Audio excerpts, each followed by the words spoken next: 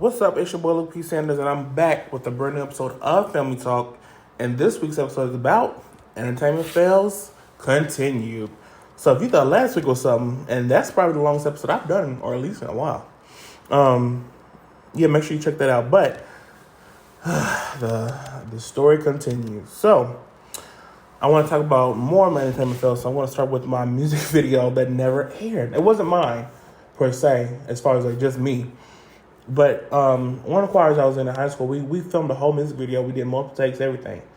And it just never came out. I don't know if it just didn't look well when they played it back or what. But I was like, dang, that could have, you know what I mean? That would have been next level for us. But hey, it didn't come out. And then I want to talk about something I don't think a lot of people know.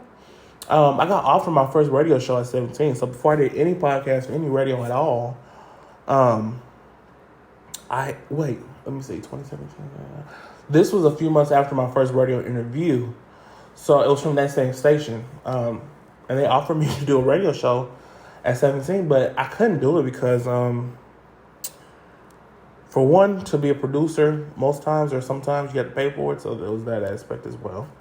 And then I was doing a whole lot. This was the top of my senior year. So I was a president over my gospel choir. I was the president of my mixed advanced gospel choir.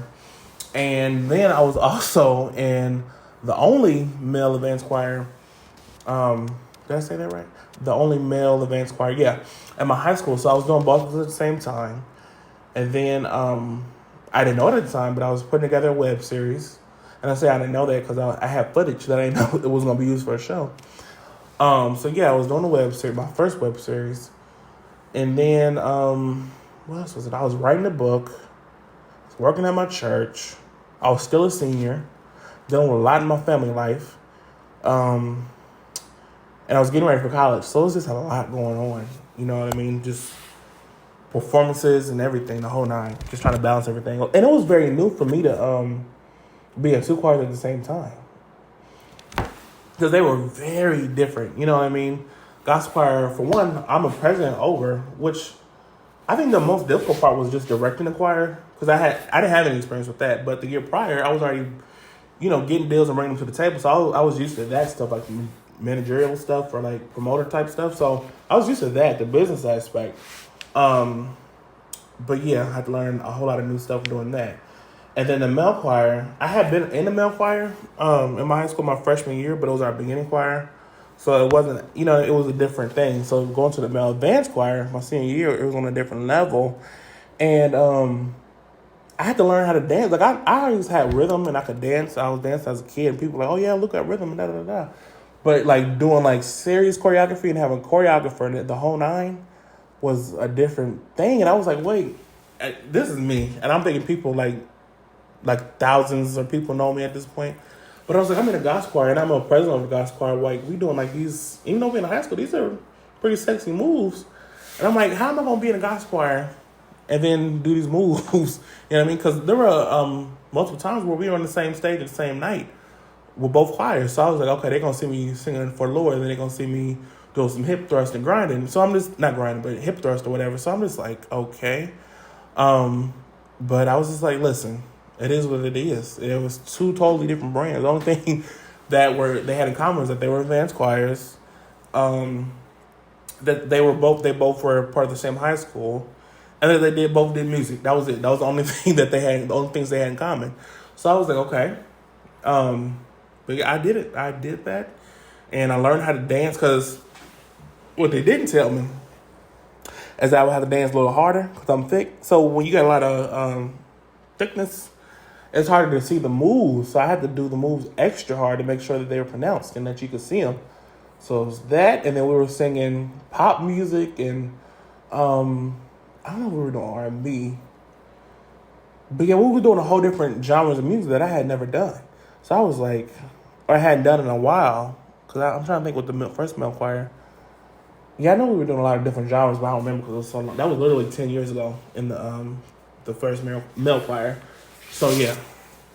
But so I did that. I figured that out. But I'm glad that I was able to do both because I needed an outlet from being a president because there was a lot going So in the male advanced choir, I was able just to relax. I wasn't over nothing. You know what I mean? I was just another choir member. So I was just in there having fun, honestly, and then learning the dance moves and then learning the songs and everything like that. So yeah.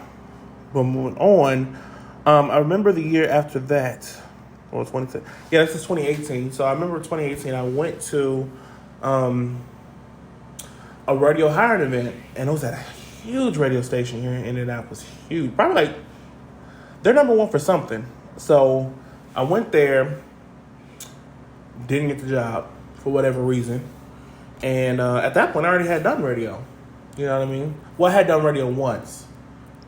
So then I was like, okay, I was very, very disappointed for that because I was like, dang, that could have been, you know what I mean? That would have been, that's a steady check for one, okay? Because the first radio station I worked at, yeah, I had got paid, but it was only like during spring break or during summer. You know what I mean? So it wasn't a steady check for those 5 months I had worked there. So I was like, dang, this is a steady check. But then I was like, okay, well, it didn't work out. But then, unbeknownst to me, a month later, I was going to get my own podcast and work at another radio station. So I was like, okay, even though, you know, the checks might have been different, or the checks at all, or check at all, okay? You know, but I was like, the fact that I have my own podcast that I'm a host over and I'm a producer over and I have full creative control over, pretty much I had full creative control over. I just couldn't say, like, it was still a radio station, so it was still some stuff, but it was a podcast, so there wasn't nothing that I said that they were like, okay, you got to cut that out, or hey, yeah, that was too far. I never got reprimanded for anything I said, except for like saying that I ate dead crickets, and that I ate dead crickets at a creation museum. I wasn't just picking up crickets on the ground. That was the only thing that they suggested that I didn't say, but that was it. Yeah, but so I did my own podcast, worked at the second radio station. So, you know, take it or leave it. I could have got a check and probably some more opportunities for working at the radio station. But I was like, you know what? I'm not going to complain because it could have been nothing happened after that. You know what I mean? God didn't have to say, okay, yeah, I'm here. You're going to work at another radio station and get a podcast. So that was very cool. So I'll take that for what it was. Moving right along. So that same radio station from the hiring, they interviewed me, I believe, last year, and they still didn't hire me. And I'm just like, okay, so maybe they ain't. So I'm just like, in my mind, and it's probably not right, but I do feel justified in it. And hopefully I will have people on my team like, okay, look, this is business. You don't do that. Like, come on, get this interview. But I'm like, yeah, when I start popping for real, don't try to come and interview me, okay? That's how I feel right now. You know, you guys didn't want to hire me twice. You guys didn't see what I brought to the table twice. Okay, don't try to interview me or even offer me another position in the future. Keep that same energy. But, you know, it's business. You can't, you know what I mean? If you walk around like that, that's just not a good mentality. You would never get anywhere, I don't believe. I really don't believe that. But then, yeah, so I also got offered to work with radio stations in Florida, Illinois, and Kentucky. But that was last year. But my current situation, it just didn't make sense. Looking back, do I regret that? I don't regret it. I just wish I would have known. I don't know. I wish I would have known what could have came out of it. Now I'm just like, okay, well, now I don't know what could have happened. You know what I mean? But it just wasn't the time for it. You know what I mean? Evidently. So if it was meant to be, it would have been. And then now my debut album is written as we speak. I have a whole lot of songs, and people are probably like, well, why would you put that many on your first album or an album period? But literally, I saw an artist who had the same amount of songs as I did on their album, but this is their 10th studio album, so they kind of can do what they want to do. You know what I mean? But unless the Lord see it fit, I don't plan on being on the label, because for me, I just feel like, I'm not going to put my foot in my mouth, but it's just a lot more work. And being independent, you know, you can work when you want to work. You can do what you want to do. But it's also that money aspect. You footing the bill, but then you get everything back as well. So, I don't know. But I'm not like, oh, I can't wait for a label to put me on and da-da-da. I'm not thinking like that. But I'm like, if it makes sense and it works and it happens, I definitely consider it. Okay. And then moving on to my next topic. So, you know, I had my debut album written. Half of it was written in 2020, because of course everybody had time, right?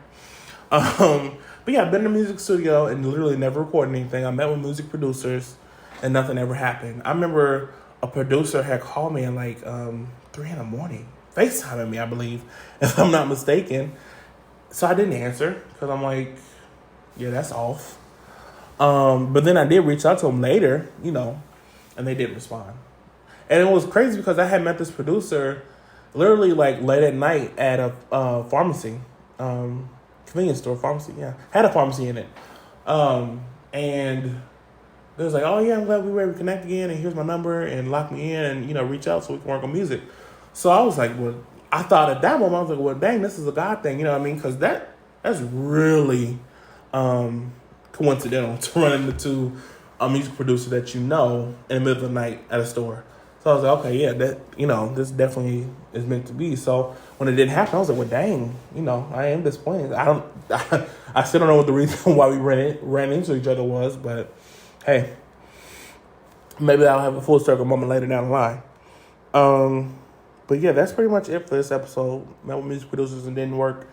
But that's what happens in entertainment. You do a lot more than what people actually see. You know what I mean? So I do wish that a lot of the stuff that didn't happen happened. You know what I mean? But for whatever reason, it didn't. Maybe God was protecting me from something, or maybe it just wasn't that time that was supposed to happen. You know what I mean?